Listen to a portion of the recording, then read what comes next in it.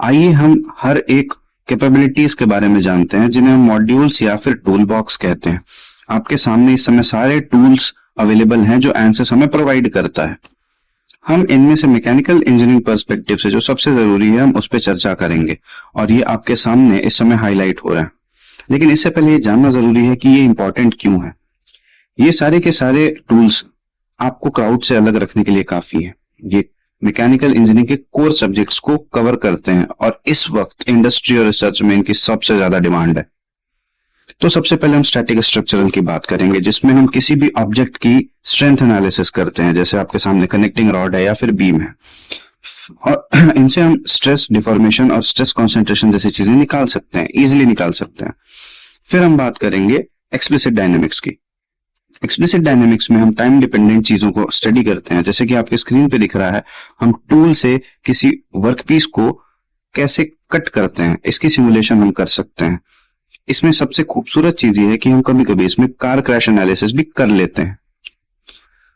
आइए अगली चीज डिस्कस करते हैं जिसको हम बिग जायंट जरूर कह सकते हैं, जो कि फ्लूइड फ्लो या फिर सीएफडी। सीएफडी आज बहुत कॉमन हो चुकी है और लगभग हर बच्चा इसको करने के लिए सबसे ज्यादा एक्साइटेड रहता है। आप में से कुछ फ्रेंड्स ड्रोन की एनालिसिस करने के लिए भी जरूर एक्साइटेड होंगे, जिसका एक वीडियो आपके सामने चल रहा है जिसमें हम एयर फ्लो को सिमुलेट कर सकते हैं कि वो कैसे फ्लो करता है।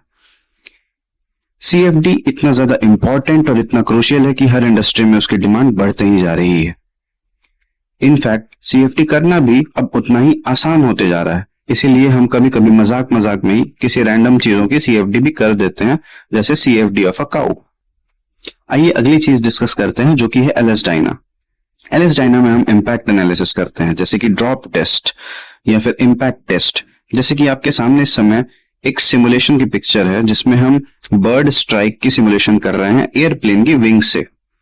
हर कंपनी अपने प्रोडक्ट की एक ड्रॉप टेस्ट जरूर करती है। उसको एनसिस पे करके हम प्रोडक्ट को भी बचा सकते हैं, समय को भी बचा सकते हैं, इनफैक्ट पैसे भी बचा सकते हैं।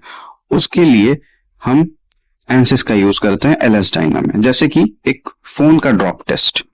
आइए हम अगले टूल या मॉड्यूल की बात करें जो कि है मॉडल एनालिसिस। मॉडल एनालिसिस को करना तो बहुत आसान है, लेकिन समझना थोड़ा सा मुश्किल होता है। इसमें हम किसी भी ऑब्जेक्ट की नेचुरल फ्रीक्वेंसी कैलकुलेट करते हैं और अवॉइड करते हैं उसे उस फ्रीक्वेंसी पे ऑपरेट करने से, जैसे कि हेलीकॉप्टर के ब्लेड्स या फिर ब्रिज। अगला टूल है steady state thermal. Steady state thermal में जैसा कि नाम सजेस्ट करता है, हम थर्मल एनालिसिस करते हैं। For example fins. अब इस फिन्स के यूजेस काफी ज्यादा हैं, जैसे कि आपका पीसी सेटअप या फिर आपका सीपीयू जिसमें वो प्रोसेसर के ऊपर लगा रहता है। इनफैक्ट हम किसी भी चीज की थर्मल एनालिसिस कर सकते हैं, फॉर एग्जाम्पल बाइक का इंजन जो कि आपके सामने है। Last but not the least, structural optimization, जो कि अल्टीमेट टारगेट होता है हर एनालिसिस का। इसमें हम सबसे पहले ज्योमेट्री लेते हैं, उस पे की गई सारी एनालिसिस को इंप्लीमेंट करते हैं और फिर एनसिस खुद ब खुद उसमें से उस मटेरियल को रिमूव करता है जहां कोई स्ट्रेस नहीं आ रहा होता है। फिर फाइनली इस चीज को वेरीफाई करने के लिए हम एक और बार स्ट्रेस सारी एनालिसिस कंक्लूड करते हैं। इसका आज के टाइम में बहुत ज्यादा यूज है क्योंकि ये मटेरियल भी सेव कर रहा है प्लस स्पेस भी काफी ज्यादा ऑप्टिमाइज कर दे रहा है। जैसे कि आपके सामने इस समय एक ब्रैकेट भी इमेज शो कर रहा होगा। तो आगे की जितने भी लेक्चर्स हैं, जितने भी प्रोसीडिंग्स है, वो अब स्टैटिक स्ट्रक्चरल से हम शुरू करेंगे।